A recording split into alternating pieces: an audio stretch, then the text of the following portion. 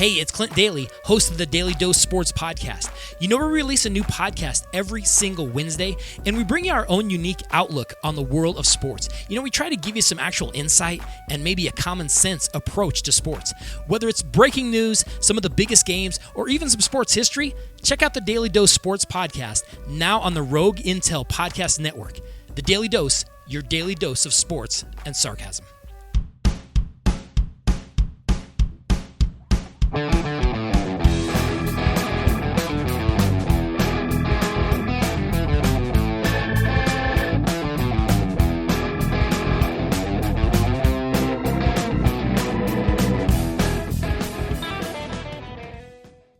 Ooga, ooga, ooga, chaka, ooga, ooga, ooga, chaka, ooga, ooga, ooga, chaka, ooga, ooga, ooga, chaka, ooga, ooga, ooga, chaka. Ladies and gentlemen, welcome to the powerful Nerdcast. I am Cory, and joined with me, as always, is Christian. Hey people, how's it going? Hello internets. We are here, and wow, the internet has exploded since we've been gone, and we're going to touch on some real relevant subjects like the Nintendo Switch, Red Dead Redemption 2, DBZ Super getting its West release, the new Logan Wolverine trailer, Guardians of the Galaxy Volume 2, and Porter Robinson, which has this awesome music video you guys have got to check out.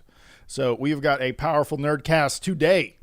That is right. Guys, it's not too often that when we make a Nerdcast that we're able to actually record on the events that happen of the same day, so I'm really glad that we're able to do this, and we have so much to talk about, so let's just go ahead and jump right in. The Nintendo Switch. The brand new Nintendo system was just announced this morning, previously known as the NX. This was a very mysterious console. No one knew what it was going to be about. There were a lot of things in the rumor mill. Some things were leaked. Some things were unknown, but I think everyone was pretty surprised at Nintendo's brand new console this morning, and I have to say that the hype is just absolutely real.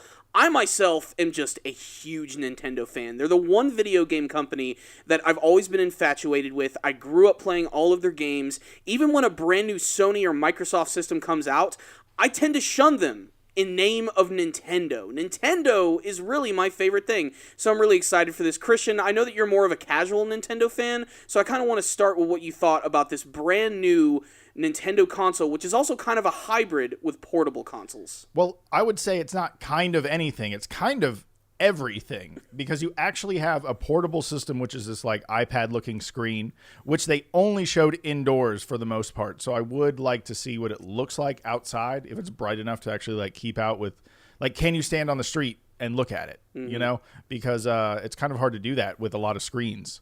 So that the portability of it seems interesting to me, but at the same time, like, I really want to see how well and how like seamless it feels, like connecting and disconnecting parts of the system, because there has never in my mind been a product that you have to pull apart and build like that, you know, when you get somewhere to use it. And so I'm kind of interested in that and how that actually works. Yeah, there's a big durability factor with this thing, because you have to realize the thing about this console that's interesting, it is a typical console. You can play a normal controller, but they have these separate controllers which you can actually remove, and Nintendo's actually put out a press release. These ones that you can remove are known as the Joy-Con controllers. There's a Joy-Con left and a Joy-Con right. They each have their very own analog sticks, their very own buttons. One of them even has a little mini D-pad. There's also a little reader which you can use for your Amiibo. They haven't announced if Amiibo is going to work for it, but there's no way that they're going to get rid of that product. It's been so successful for Nintendo. But yeah, you bring up a good point,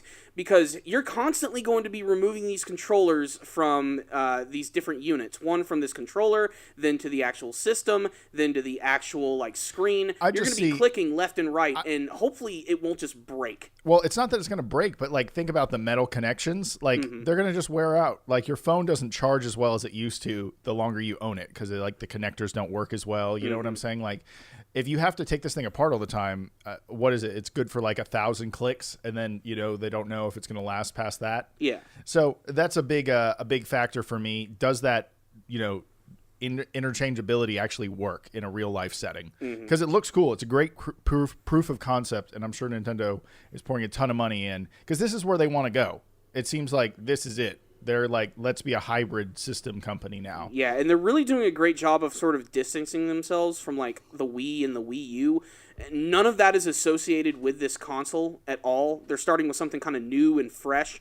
And as far as like the overall look of the console goes, I love it. It's got this like really great matte finish to it. It just looks really slick and almost as if they're trying to say, look, this system is really for everyone. You know, before, you have to admit, Nintendo catered more towards a younger audience. This one is sort of in the middle, I feel. Like, they're starting to finally, aim... They're growing up with their audience. Exactly, which is what they should have been doing from the beginning.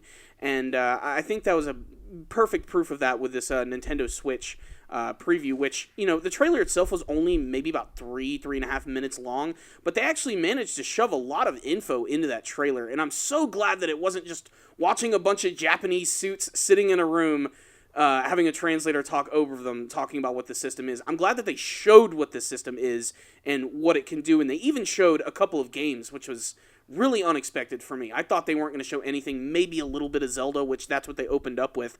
But, I mean, they showed a brand new 3D Mario game, which had me flipping the hell out when I saw that for the first time. They have a brand new Mario Kart game, which seems to be an expansion of Mario Kart 8. Splatoon, of course, is going to be returning with a sequel or some sort of update to the original game. I think that's a smart move. Splatoon was really successful on the Wii U, despite the fact that the Wii U itself was not exactly the best-selling system. Yeah, Splatoon never... Look, Cory, on this subject, man, I can just tell you're just way more of a fan than I am. Like, I almost don't have as much to add on the Nintendo Switch as you do, because you've been experiencing the Wii U, you have the 3DS, you play Pokemon constantly every weekend, like, you're using this gear a lot more than I am. Yeah. And so I almost feel like you're the informed guy on this topic, because me and Nintendo just don't go that far back past Super I Nintendo. do know that you are a Nintendo fan, though, like, inherently, because you grew up playing the systems, and every single time... I put my hours in, for sure. Yeah, definitely. I mean, you're definitely a competent Smash player. You can play the hell out of some Mario Kart. Hell yeah. And I know for sure that you're kind of a fan, at least, because there have been multiple times when the Wii came out, when the Wii U came out, that you even considered getting a system. Dude, well, here's the thing. I do not have system loyalty. I have title and royalty rights loyalty. So like when the GTA games come out, I don't care if I don't own that system. I'm buying that system to play GTA. Like I have loyalty to that, that world. And we'll get to that when we get to Red Dead Redemption, because to me those are as good as GTA games. And so I have like property loyalties. You know what I'm saying? So when Smash came out, I almost really considered buying a system just because I love playing Smash Brothers. Yeah. It might be good that you held off on getting that system, though, because the Nintendo Switch trailer let us know that there are going to be new games on the system, but there's a good chance that we're going to see some straight-up just updates of a lot of classics. Like I already mentioned Mario Kart and Splatoon. It looks like they're also going to be taking the brand new HD remastered Skyrim game, which is going to be appearing on PS4 and Xbox One, and they're going to be putting that on the system as well. But Skyrim on a handheld system, I'm excited to see what that looks like. That's pretty crazy. And what I loved about the trailer is they showed all the different ways you can use this as a portable system. Like there's a guy who just has to walk his dog and take him out in the morning. He walks out to a park with his system. There's a guy who's getting on an airplane, and he can actually take the system, prop it up with this little kickstand on the back, remove the controllers, and use it while it's sitting on that little flip table that you use when you're on a plane. Yeah, no, it looked great, and it looks like a great way to bring your entertainment with you. Mm-hmm. Now, the concept isn't entirely new either. I mean... It's called a cell phone, Cory. Exactly. It's a cell phone. Even the PlayStation Vita, which not the most popular system by a long shot, sort of began that way, where they're like, you can play your PlayStation 4 games on the go, but it never really materialized into anything. I think this is kind of the full realization of it, and in many ways the Wii U was kind of like a test bed for what this system could actually be. It is worth mentioning that when you actually use the screen and the tablet with the Joy-Con controllers, it's significantly smaller and thinner than the actual Wii U gamepad, which is so fucking big you could club a buffalo to death with it. It's insane. I remember holding it the first time and being like, this is too heavy. It hurts my wrists. Mm-hmm. And while it's not a super uncomfortable controller, but it's one of those controllers where I like it, but it's going to force me to buy that other controller Nintendo made, which is more traditional. The classic? Yeah, which they're also releasing for it looks like an Xbox controller. Yeah, exactly. There's no doubt that it was completely ripped off from that, especially in the design of the analog sticks now. There's one at the top and one at the bottom on the right side, which is the way I think it needs to be. It just feels better when you're playing like first-person games or like a shooter. Hell yeah, you play in Halo and any other setup than that, and it sucks. Exactly. It really does. Well, I love Nintendo. We have so many other things to talk about. I want to keep it moving. Exactly. Well, let me just say one final thing. This is just the beginning of the Nintendo Switch. There could be a lot of changes in the future, but they only have about 5.5 months until they actually reach when they want to release the system, which is in March. So they have a lot of work to do, not just in the marketing, but in some of the things they're going to have to change on the system. I guarantee once we get the final version, it's going to look a little different. It's not going to be exactly the same. They're going to take what I think a lot of people are reacting to and kind of make some change-ups. Like, there's one kickstand on the back. I think there needs to be two, because that thing is just going to topple over whenever you take it to places.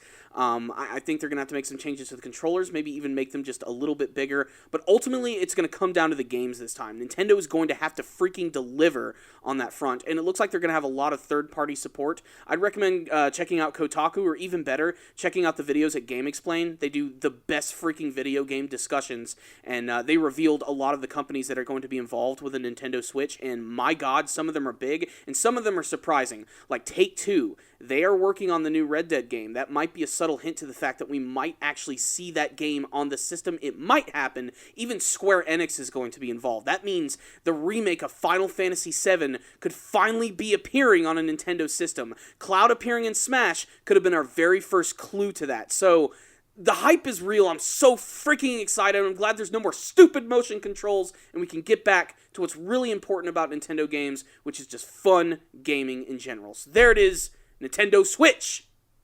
Woo! So I would like to talk about Red Dead Redemption 2. Damn right. Speaking of trailers coming out today, that should be the fucking title of this episode. There's a trailer that came out today. Think about it. Seriously, Jesus. I know. Logan, Nintendo, Red Dead Redemption, like all that stuff. Mm-hmm. Guardians, was that today as well? It was actually, I think it was yesterday. Well, we're going to say it's for today, so it sounds better. Yeah. Okay, so Red Dead Redemption 2. Corey, have you played Red Dead Redemption 1? Hell yeah. We've played the shit out of that game. I know. I'm not sure who got it first when that game came out. I remember you came over to my house, and we didn't play the main story, but we just kind of dicked around a little bit, just playing with the aiming system for a long time. Absolutely. The Deadeye system, I think is what it was called. Yeah, God, that was so great. It would make you like kind of ungodly powerful. But anyway, Red Dead Redemption is a game where you go back to the West, when we were like, settling the West, running into Indians. Yeah, late 1800s, post-Civil War. Absolutely. And it was just a crazy time back then. And they pretty much made a GTA game. And by them, I mean Rockstar, the actual makers of GTA, went back and made a real-world sandbox game in the late 1800s where you just run around the Wild West and shoot animals and people and play a little bit of a story. How would you describe it, Corey? No, that's pretty much it. It's basically just an open-world, third-person action game set in the Wild West. Yeah, and it was great. And they just released the trailer for the second one. And Can you actually bring that up on the big screen? Yeah, I can bring that up. So we can take a look at it because it's a really short trailer, and it's a teaser in every senses. I mean, we're not really looking at any gameplay or anything, but it was really impressive, just the overall scope. I think there's some gameplay in there. There might be. It might be subtly hinted just because you know how they do gameplay trailers, but the actual look, can you turn that down just a tad? Yeah. Yeah. But the environments look fucking gorgeous. The lighting looks great. Just like that shot of the forest right here looks real. And there's an animal killing another animal right there, so it just sets the tone. Beautiful but deadly. Mm-hmm. It seems like the environment for the second game is going to be more expansive than the last one. Just the sky. Did you see that night shot? Yeah. Like how cool that looked. The water effects look amazing. The buffalo. That might be my favorite shot is the buffalo shot. Dude, the buffaloes are going to be crazy because you're going to be like, you shoot one of them and then they all charge you and kill you or something. It's going to be intense, man. This seems like it might take place a little bit after Red Dead Redemption. They haven't really given any details about the story. Like, do you think this is actually going to involve the son of John Marston, like from the first game? Here's the thing. I don't feel like it has to, man, just because GTA games are all in. They've hinted that they're all connected. Yeah. I guess they really are. But I don't think they have to have the same main character. That's one thing fucking Rockstar does really well, and that's make characters. So I trust them to start something new if they want to. Mm-hmm. Let me just put that out there. But if it is the Son of John Marston, I'm cool with that. Whatever. Yeah, that doesn't bother me at all either. I just man, I can't wait to play that. What new features do you think they're going to add to the game? I mean, obviously, we can probably guess that most of the ones from the last game are going to be here. The Deadeye system is probably going to return. But what type of feature would you want to see in a brand new open world? I want to see more side quests because I just felt like you were in this rich world that didn't have enough to do. Mm-hmm. I just want to see more side quests, and of course, the main quest is going to be amazing. They don't write bad stories over there, but I just feel like like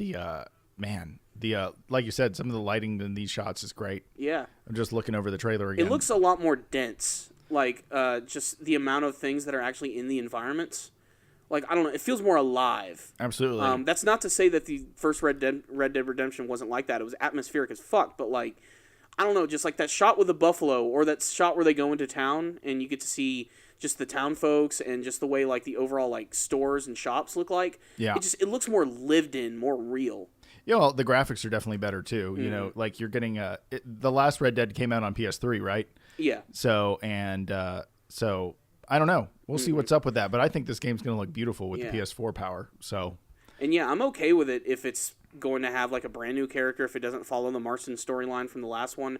A lot of people need to realize too, Red Dead Redemption was a sequel to Red Dead Revolver, which was a Western game which came out, I believe, on the original Xbox and PS2, and it was okay at best. I think that was basically Rockstar just kind of trying out something new, and they knew they had something special, and that's why they built upon it with Red Dead Redemption, and hopefully the second one is going to do just that. Since it's on PS4, Xbox One, and presumably going to be appearing on the brand new versions of their systems, it's going to look nice as hell. It's going to run really, really smooth. But like you, I want some more side quests. I want more to do. I want more customization. If we don't have a character's story that we follow, even though we probably will, I'd like to be able to create your own character, or they could give us the best of both worlds. They could do what they did with GTA 5, where you have your main storyline, and then you have your online component, where you can create your very own cowboy. Yeah, that would be cool. Like, maybe they just give you that sort of ability, because Rockstar sort of got away from that after one of the last GTAs. Mm-hmm. What was it? It wasn't Vice City. It was, what was the one where you could dress your guy and stuff?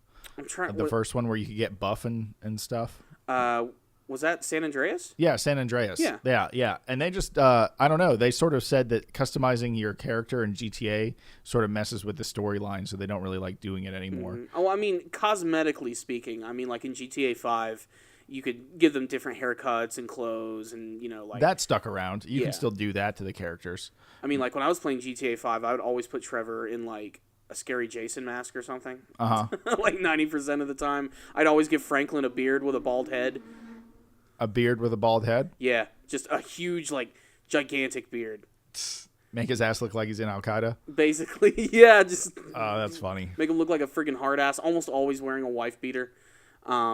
But yeah, I'm just, you're just looking at some footage of Red Dead Redemption. That game still looks good. Yeah, it does. Yeah, it does. And I mean, that's PS3 right there. Like, that's saying a lot. So the new trailer, I'd say in terms of like the graphics, it's definitely that lighting engine, man. Whatever it is they're doing, it's great. And it's also kind of a nice little subtle preview to like what they're going to be doing potentially with the brand new GTA as well. Yeah, I think the new GTA is going to be effing epic. I don't even know anything about it. I'm sure they haven't even released anything, but it would be awesome. In the first game, could you dual wield guns? I think so, yeah, in the first one. Like dual-wielding pistols? Are you talking about from the one that looked like from above? Like that old GTA games? Or how, No, I'm talking about Red Dead Redemption. Oh, could you dual-wield in Red Dead Redemption? Yeah, like two revolvers at once. Don't know. I don't think so, though. I think that would be pretty awesome. So you can go like pow, pow, pow, pow, like fucking real gunslinging and stuff. Yeah. That's the other thing. This game looks a little like farther along in time, like the railroads around. The guns look slightly more advanced. So I'm sort of excited to see if it's like maybe 50 years, it's the early 1900s, I mean, I think it's getting close to that. Like, the Old West sort of evaporated by the early 1900s. We might be seeing like the very tail end of that. Like, this is basically, the story could revolve around the fact that this is the war for the end of the West. So the West was really like a thing that only lasted like 50 or 75 years? I mean, give or take, yes. It was just a very unique time period in American history. And that's why it gets so much love and like whimsy told about it, you know? Mm-hmm. I mean, I think our parents kind of grew up kind of in the same generation. I know my dad is just obsessed with Westerns. For some reason, I thought the West, like that lifestyle went on for like 150 years or 200 years in my head. I might be wrong about that. I'm not a historian or anything. I'm not either. But, if you think of the town with the railroad next to it and stuff, like that shit couldn't have lasted that long. There was a railroad, though, in Red Dead Redemption. No. Of course. I'm just saying it looks more advanced. Like I said, a few years have passed, 20 years or something. Yeah. You got, it was mostly the way the people were dressing. I saw the bowler caps, looking stuff, and just looked like a little more modern dress as well. And like I said, when you saw like the town and everything with the dogs and the people and everything, it seemed like society has been starting to build upon itself. Like these small little Western towns are starting to turn into cities. Yeah, but you think about it, like the railroads and stuff next to a little town that didn't last forever. So the concept of that only lasting like 50 years, isn't that crazy. Yeah. But again, we don't know history. We're just talking shit. Mm-hmm. So just letting you guys know. So Dragon Ball Super. Oh, I wanted to ask you one more question about Red Dead. Okay, take me. Before we move on to Dragon Ball Super, what do you think is the potential of this game actually appearing on Nintendo Switch? I think it would be good for Nintendo Switch. That's it. They need some Rockstar support. There's only been, I think, one Grand Theft Auto Whose fault game. is that? Okay, I think it's Nintendo's fault for trying to be so exclusive for so long they fucked up.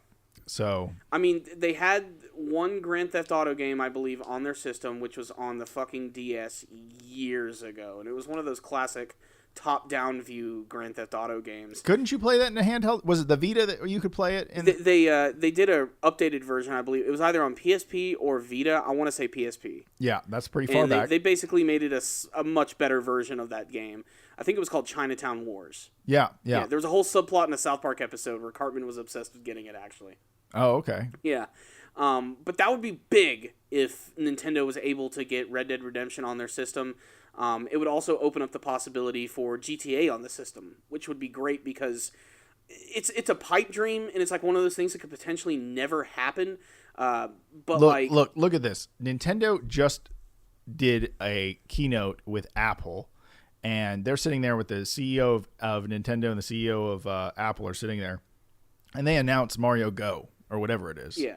So that already shows you that Nintendo is opening up, if you will, because they have made statements saying we will never be on a mobile platform. And then now they're like, fuck, okay, we're going to do this. Yeah. So I know that's not a true Mario game in the sense of it as the depth of it, but it shows you they're like, one, they want to cash in on that cell phone money because that's out there. Yeah. And they're leaving a lot on the table, not going after it.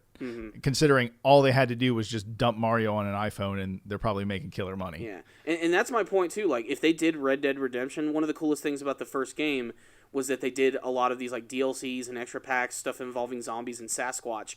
Imagine like the next Grand Theft Auto game, and you can go into a store and you can buy a Mario outfit or a Luigi outfit. Instead of getting a gun, you can actually get a super scope for your bazooka. Just imagine the collaborations. Or a paint gun from Splatoon. Exactly. Like, they could have so much fun with that, despite the fact that Nintendo themselves tends to not associate with, like, violence or super M-rated material. But I just think that would be so much fun. But they can't nerf it. There are people out there who would buy the shit out of that. They can't nerf it, though.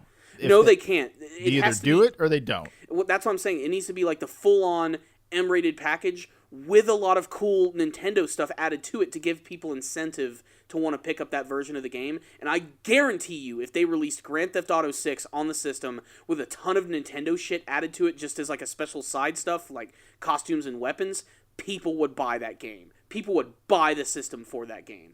Absolutely. And the fact that they could take it with them wherever they wanted to, just the possibilities, man. Also, the dock and everything, the way I didn't see it was actually connected to the TV. Personally, I think it wasn't for like visual reasons because I saw 2 HDMI ports on the side of the base. Yeah, we don't really get to see like how it actually hooks up to a TV or anything. I think that it's supposed to hook up right there. Yeah, but there's the dock that you put the screen in, and then you have a regular controller with the 2 Joy-Cons, and then you can remove those and attach them to the screen. I think that name is maybe borderline stupid. Joy-Cons? Yeah. Yeah, they're not that great. Just call them... just call them fucking Switch controllers. Yeah, Switch controllers. Switch or like Switch sticks. Switch nunchucks. Yeah, I thought we were just burying like the nunchuck controllers from Switch from Wii. chucks. Yeah. How much Switch chucks would a Switch chuck shake? I can't say it. Anyway, right, let's leave that one Logan, behind. fuck Dragon Ball Z. We'll keep it moving. No. We gotta Okay. at least mention this. Okay, Dragon Ball Z is coming to the West. Okay, next topic. Look, I'm excited about this. You know how know, long we've had to wait to get me- like an official announcement that Okay. Dragon Ball is going to get any representation in the West? Of course it is, Corey. The movie came out here. It's just Yeah. a matter of time. It's just a matter of time. This is a good thing though. This means no more shitty fan dubs. All I'm saying is I'm not surprised. Oh, I'm not surprised either. It was only a matter of time. You know what I like? This means better torrents with better... Because if someone's just going to rip that off... Even better, if you want to go fully legit, you can just go to Crunchyroll. Starting this Sunday, they're going to start... Sunday. They are going to start airing Dragon Ball Super, and instead of just playing from the beginning, Simulcast? they're going to really start immediately... they're going to offer all the episodes up to where we are now, the Future Trunks stuff and everything, and then they're going to start catching up and airing all of the episodes as they air in Japan. For people who want like the real legit thing, that's awesome. How much is Crunchyroll? I think it's $9.99. I might be wrong. It might be even cheaper than that. The thing about Crunchyroll that's cool though is that a lot of their shows are free, especially a lot of their simulcasts. Like you can watch all that stuff for free. No problem. Like that's where I watch One Piece every single week is on Crunchyroll. Yes, you do have to sit through $7 a month. That's even cheaper, man. That's cheaper than Netflix. It is, and I mean, it's just you got an HDMI cable, boom, hook that thing up to your TV. You got every anime you could possibly want from the season. There's that video I was telling you about. There's a video, man. Yeah, they even have it on. I think they might have had something to actually do with that. I actually have it open there, already loaded up. If you want to view that when you have an opportunity. Not hearing about the music though, I think kind of defeats the purpose. Bubblegum Princess. Yeah, but let's get back on track here. Dragon Ball Super. Yes, it is officially coming to the West, and you can check it out on Crunchyroll, on Daisuke, on a few other websites. It's going to be going live this week, and this is just the subtitle version. They've made no formal announcements about a dub. Funimation hasn't said anything. It's coming. Why is everyone? Coming. Here's why I'm like not excited about this because I was just like, no shit, this was coming. You know, to me. How could they not follow through and cash in on the American markets? You know, like they have to because people are watching it. They're gonna pay for Crunchyroll, or they're gonna find illegal fan subs. Yeah, so Crunchyroll is like, well, everyone's gonna do it. How much do you think? What do they get? Like 20-30% of the market of people who are watching go to them, and that's a fuck ton if you think about it. It is. If they're all paying, people are gonna come in flocks for that shit. And if anything, this just gives me hope that I know that someday my Dragon Ball collection is going to be complete. I'll be able to get them on DVD and Blu-ray and put them next to my other Dragon Ball sets because I'm loving Dragon Ball Super. I don't think it's perfect. No anime is, but I am really enjoying it, especially right now with this arc, which is just nuts. Which I know last week we talked about the brand new form of Trunks, and I was hoping that this week we would have like an answer so that we could talk about it. They didn't give us jack shit. He's just like, go through the portal, hurry! Yeah, let's escape for the fucking second time. How many more times can we do this until it's boring? They didn't give Goku a fucking sensu bean. Can you believe that? They even made a point to bring them. Yeah, I know. Like, what the hell, man? Remember, you guys had a whole sack of that shit. Why wasn't everyone popping one like fucking steroids? Every time they got punched, they ate another one. And at this point in the series, frickin' Korin and Yajirobe should be growing those shit all the time. They should have, like... Instead, all they do is get stoned and play friggin' board games. They should have a grow house there, like the marijuana thing going on in California of sensu beans. Yeah, there should be a greenhouse there full of these things. Korin's Tower is just an extension of Colorado, people. But I will say it's exciting. Dragon Ball Z is coming in English for the English markets. And when they said they were launching it? I believe it's going to be this week. On Sunday, they're going to go ahead and start, which is huge. They made the announcement, and it's happening immediately. Powerful. Well, they had to just make it work. And I guess they were maybe also waiting for more of the series to come out. Oh, yeah. That's definitely a possibility. I still think it would have been smart if they'd have found a way to do this from the beginning, especially because that's not stopped them from doing simulcasts for thousands of other shows. So, absolutely not. I don't know. It was shocking when Dragon Ball Super came out and it was like, why isn't there English versions of this? The only versions I see are either raw or have Spanish subs. Hola. Yeah, exactly. Kamehameha, El Kamehameha. Oh boy. I'm sorry. I don't think they say El Kamehameha. Just trying here. Yeah. But oh man. Yeah, but shut the fuck up. The DBZ thing is interesting. I just want this next arc to get going on so we can get to the Galaxy tournament. Yeah, we need to get to that tourney. We'll see eventually. Yeah. So I don't know, Corey, if you like Wolverine, but I think he's the best superhero ever, and I hope he gets movies forever. How do you feel about that? I don't know if you're serious or not. I don't think you are. No, I'm not. I like Wolverine. It's hard not to like that character because we grew up in the 80s and 90s and we were so heavily exposed to him. So there's a lot of nostalgic factor for that character. He's kind of like the badass, like bad boy Superman. Yeah. You know? But it looks like Wolverine's going to be taking the Rocky Balboa and Rambo route by releasing the next big film in his series, which is simply just going to be called Logan. You think he's going to like train in the woods and like run up mountains and shit like in Rocky 5? It might. As long as it's set to Hearts on Fire, I'm pretty fucking pumped up. Of course you would know the 80s song where that was playing in the background. Hearts on fire, strong desire. Oh. Yeah. Anyway, training montage. Logan has a daughter. It's obviously his daughter, which just gets 2 claws. I think she has 2 claws on her hands and on her feet. She get claws in the feet. Yeah, she gets claws in the feet. X-23. That's where the extra claws went. To the feet. I honestly don't know much about X-23. The first time I was exposed to her character was when I played Marvel vs. Capcom 3, and they included her as a character, but that's about it. Currently, I know that in the comics that are being released by Marvel right now, there is a Wolverine comic, and she actually has the title of Wolverine and even uses a variation of his old costume. Oh, well, that's cool. So the point is, there's the good guys. You get Wolverine, his daughter, which might be a clone. Who knows? That's how it is in the comic books. And then you have Professor X, who's very old. They're all playing the old man dying in the desert. I don't know what to get from this trailer in a lot of ways. It's the equivalent of a Metal Gear Solid 4 with like Old Snake. Yeah, it's like exactly like Metal Gear Solid 4, but with Wolverine. Yeah. And so I don't know how I feel about that. But it looks so just different from the other X-Men movies. And I think that's a big accomplishment considering that they've all sort of had like their own flavor. I mean, X-Men Apocalypse, Deadpool, in this movie. All 3 movies set within the X-Men universe, all completely different tones. Very much so. Yeah. In some ways, these movies pull the universe apart in certain ways. But I think you also have to remember these Wolverine stories are borderline getting rebooted every time in the sense that like they just get to go to a new timeline and insert this Wolverine story. Yeah. So because these are not all happening in the same universe at this point. Yeah. I do think it's a little strange that in this movie, Wolverine is an old man. Like, and it's been established that he ages a lot slower than regular people. We could assume that in the previous iterations... Yeah, he was in the Civil War. Yeah, like he might have been a little over halfway through his lifespan during that time period, and now he's like super old, but Professor X is still alive? Like, isn't that a little strange? Maybe I'm overthinking this too much. Because, I mean, Professor X was a pretty old guy in those movies.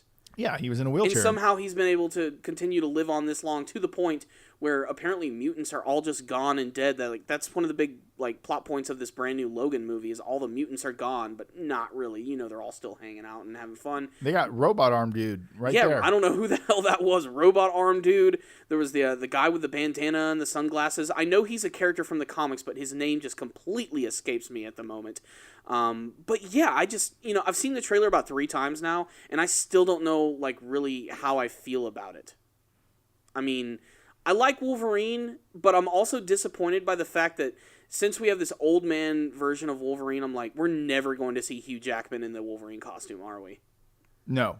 It's just, why did they refuse to put Wolverine in his costume? I don't know. That'd be like making a bunch of Spider-Man movies, but instead of Spider-Man, you see Tobey Maguire swinging around on some rope. Yeah, but Spider-Man is his costume. It's a little different. Yeah, it is. But I mean, damn, man, I've always wanted to see, whether it be the classic yellow or even like the brown and orange variant. Like, I just really want to see that costume, and it's probably never going to happen with Hugh Jackman. I imagine once all this stuff is done, we're going to see like a massive reboot from the X-Men. My theory is it's all going to happen after the Avengers Infinity War stuff, when they start the next phase of the Marvel Cinematic Universe. They're just going to reboot the whole thing again with new people? Exactly. They're going to make a big announcement. They're like, all right, we're moving on ahead with the next phase of Marvel movies, and here's our big announcement. We're teaming up with Fox, and we are going to acquire the X-Men license.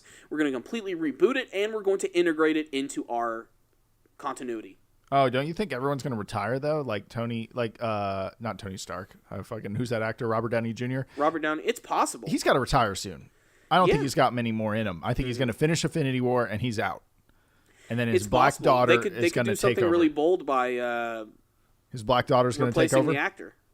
Black daughter? Current comic books?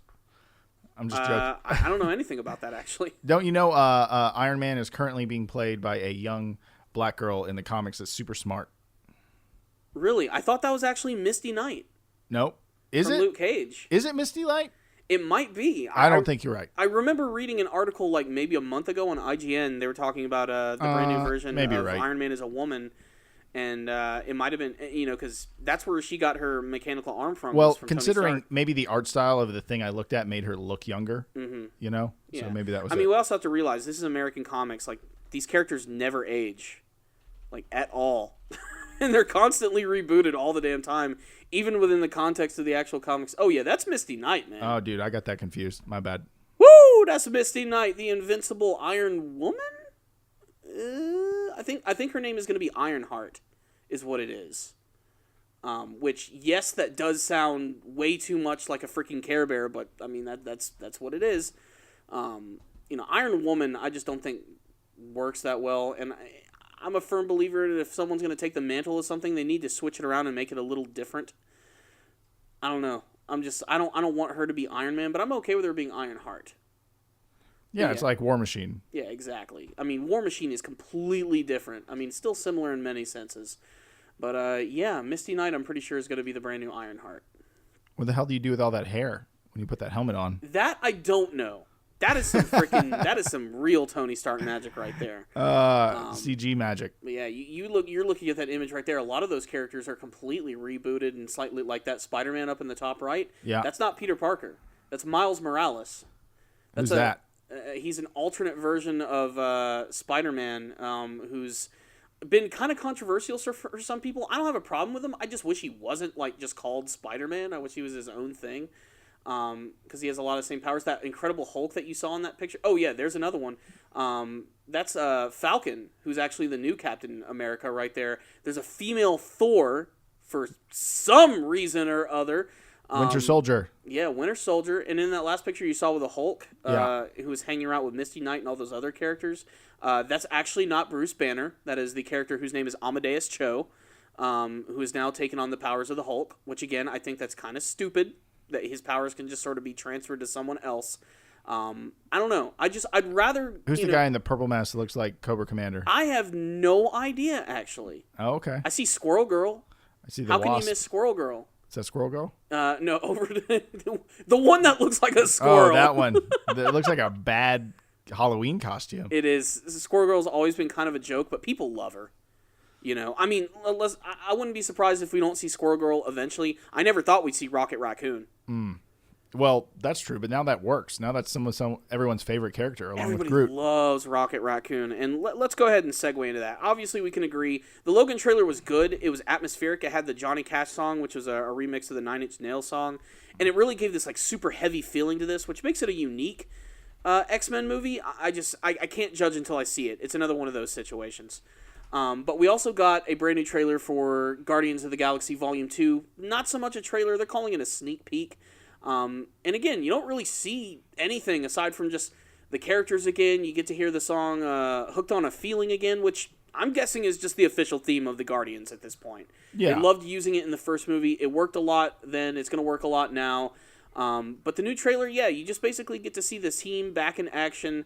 There's one small funny scene where you have Drax the Destroyer and Star-Lord talking, and he gives him a big old hug. Again, just showing you that these films are a little more tongue-in-cheek than some of the other Marvel movies, but honestly, I think that's what makes them good. They don't take themselves too seriously. No, I really enjoy the Guardians films. I think they do strike a good balance, and for some reason they can pull off all these characters and make you like all of them.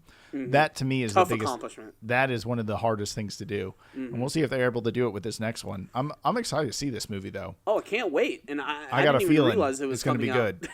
Oh God, I didn't even know that it was actually coming out next year, so that's huge. May 5th. It ends with a nice shot of Rocket Raccoon and Mini Groot. Baby Groot. Yeah, they had to show them off, of course. Of course. So they're going to be fantastic. I can't wait to see how this is all going to eventually tie into Infinity War as well. You know we're going to get some sort of, connection in there. Heavy petting to prep us for that movie. Sure, why not? Heavy petting all the way. I'm excited. Mm-hmm. Let's talk about this damn music video, Corey, that you want me to watch so bad. Yeah.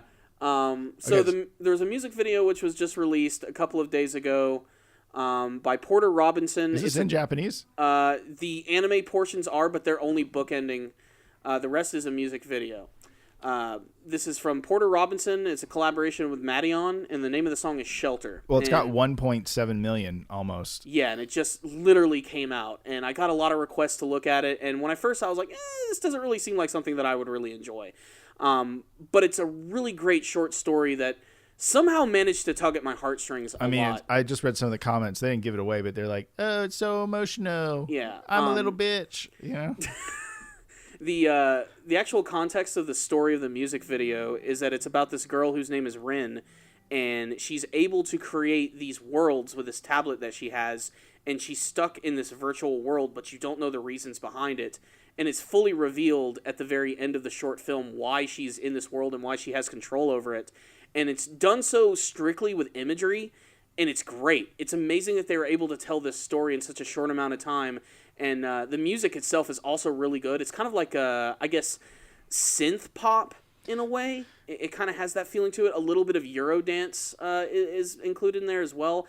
This is definitely going to be really popular in terms of the music, I think, just as much as the actual video itself. But the animation was done by A1 Pictures with collaboration with Crunchyroll, who's going to be distributing it. And they put it out on YouTube. They put it out on Crunchyroll's website. And I watched it once, and I was like, okay, that was pretty good. But I skipped, like, the ending portion. I didn't realize there was a little bit more. I watched it again, and I was completely entranced. And then I ended up watching it, like, 5 more times. I was like, wow, this was so beautifully done. Just little things about it. Just, it's so simple. But that's what I think I really love about it. Yeah, it has a very powerful look to it, too. Mm-hmm. It definitely looks good. Yeah, and I mean, it really is worth watching from beginning to end, absorbing the music, and just seeing how the story plays out. Because like I said, at first it just seems kind of like a fun, happy-go-lucky kind of just, oh, this is this cute girl who's hanging out in an anime world, and she's creating it with her tablet. But there's this darker element to it that starts to, like, show itself halfway. They start to kind of get to that right here when she's at the swing set and she's about to touch it, and you'll get, like, a first glimpse. And then towards the end, it starts to play out, and it's just, I don't know. It's that dude from Death Note, the smart guy. Yeah, it does kind of look like the guy from Death Note. Yeah. But yeah, the character design in it is really good. The environmental designs and just the imagery is just powerful. I really, really love it. And I'm usually not into this type of stuff. When it comes to anime, it's usually just action and hardcore shit and stuff. But yeah, this was great. And it's not even necessarily like an anime thing. It's just that this guy, Porter Robinson, like, commissioned A1 Pictures to create this animation for him for his music video, and damned if it doesn't work. I wonder how much of this he had in his head versus how much they had creative freedom to make, Now, apparently he wrote the story for what actually happened, so I imagine he had a little bit of hand in, like, what it would look like ultimately.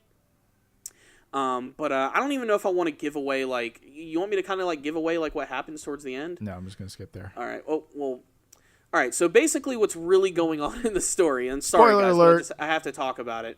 This girl that's actually living in this, like, world, when she was a child, the planet was doomed. Earth was about to be destroyed by another planet that's about to, like, collide into it. And her father decides that in order to save his daughter, he's going to, like, put her in this, like, spacecraft that he's created and hooked her up to this, like, virtual world so that she can avoid all of this stuff. And then she'll eventually live in, like, basically the Matrix for the rest of her life until she dies. It's happy and it's sad all at the same time. Saying it out loud. Okay, so the point is yeah. the point is that he sends, but she did get off the planet. Yes, she's actually, like, right now, the scene that you're looking at, like, that's her in the virtual world. Yeah. But at the end, it'll actually show her in space, like, in the space pod. But she's not going to live long enough to get to a planet or anything. Probably, in fact, she's probably strictly just going to live in that thing until she dies. That's what I'm saying. But they imply that she's been there for a long period of time because she looks older when you actually see her in the pod. Yeah. She's probably being sustained by whatever this thing that was created. But the imagery towards the end of, like, the shots of the planet, like, being collided with stuff is just, it's powerful. It really, really, and it goes so well with the music. It almost looks like the best AMV that you've ever seen. Because everything is so perfectly synced. And I'm not a big fan of AMVs, but this is clearly a music video first and foremost. And it put a big smile on my face, and it made my day. And it made me realize why I like anime so much, because of it's a visual medium that can do a lot without saying anything. And that's exactly what this one does. There is a little bit of dialogue at the beginning and at the end. And like I said, the song is pretty good too. I can't get it out of my head. It's got this like hook that kind of goes throughout the whole song, and it just, I don't know, like that image right there of the planet about to collide, and then they have another shot of them actually like looking at the destruction right there. Like it's good stuff, man. No, it does look cool. Yeah. I'll give this a real strong look later. Yeah, what I love about it too is since it's been so popular right now and it's been trending, it's going to bring some more awareness to anime for people who frankly just don't like that medium very much. Yeah, I think it will open a lot of eyes. Like I said, 1.7 in 2 days, pretty good. Yeah. And it forced me to look up some more of this other guy's work, like Porter Robinson. He's got some pretty nice tracks, some stuff that like a lot of like headbanging type stuff, like that when you're in the car and you're hanging out, like just I don't know, it's got that good feeling. So he's got some heavier stuff, is what you said? He's got some slightly heavier stuff, but also like most of the stuff he has is kind of like, trance, Europop, synth pop. Like kind of that feel to it, which, if you're going out on a Saturday night, it's the type of stuff that'll get you excited. Or if you're hanging out in your mom's basement playing video games, you'll love it. Or that too. It's sort of the ever-encompassing thing there. But yeah, I had to bring awareness to this because I really loved the video. And it's not too often that something like that can actually like touch me and make me feel emotional. Where did it touch you? Point to where the video touched you. It gave me the feels. It gave me the feels, man. It promised me that we could go out for Wendy's. Damn. There was no candy. There's no brownies. All right, guys. Well, I think we're going to go ahead and end it there today. A slightly shorter show today, but we just had so many subjects to talk about. I'm sure we'll be able to elaborate on this as it goes on. The more they release Red Dead, of course, we're going to talk about it, Nintendo Switch and everything. And we'll definitely be there for when Dragon Ball Super is going to inevitably release.